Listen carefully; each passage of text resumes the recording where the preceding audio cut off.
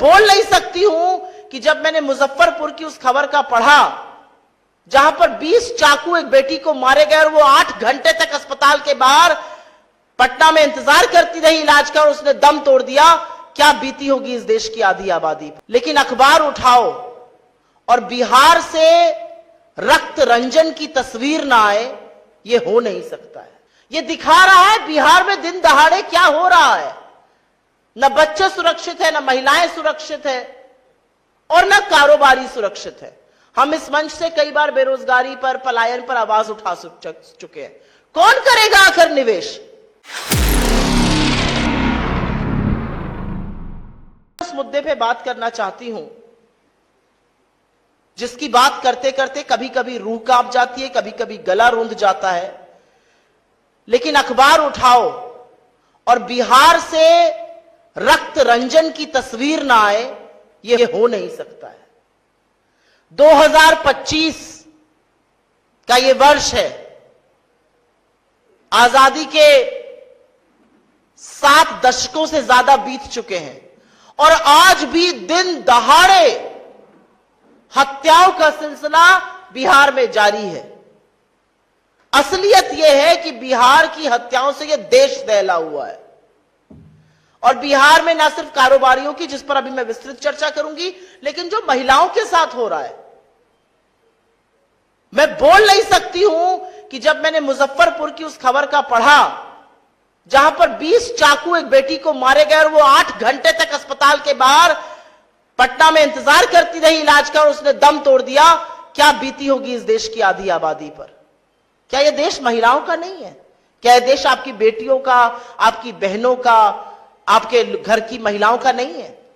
क्या यह प्रदेश सिर्फ और सिर्फ गुंडा राज में आगे रहेगा? लेकिन मैं सिलसिलेवार तरीके से कुछ घटनाओं का जिक्र इसलिए करना चाहती हूं क्योंकि यह एक पिक्चर दिखा रहा है बिहार की। यह दिखा रहा है बिहार में दिन दहाड़े क्या हो रहा है। न बच्चे सुरक्षित है, न महिलाएं सुरक्षित है और न कारोबारी सुरक्षित है। हम इस मंच से कई बार बेरोजगारी पर, पलायन पर आवाज उठा चुके हैं। कौन करेगा आखिर निवेश?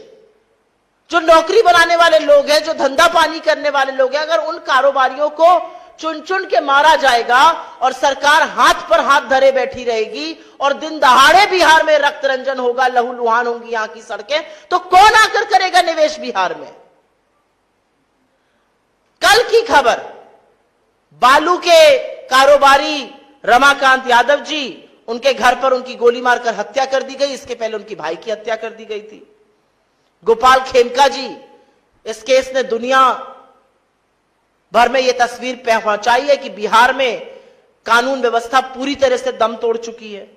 मगध अस्पताल के मालिक, जिस तरह से उनकी गोली मारकर हत्या हुई और उससे पहले उनके बेटे की हुई थी।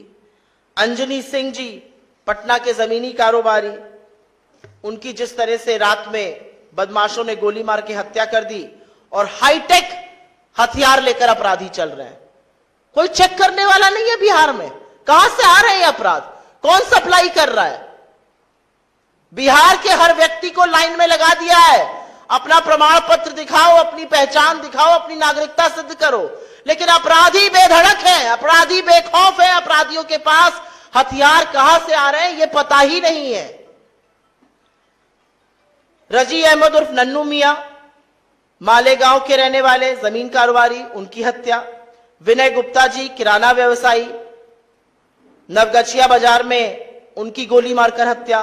रमेश चंद्रा जी, मार्च में मुजफ्फरपुर में मिट्टी के कारोबारी, उनकी गोली मारकर हत्या कर दी गई। संजय अग्रवाल जी, नामी ज्वेलर थे, उनकी दर्दनाक मौत हुई क्योंकि गोलियों से उनको भून दिया गया था।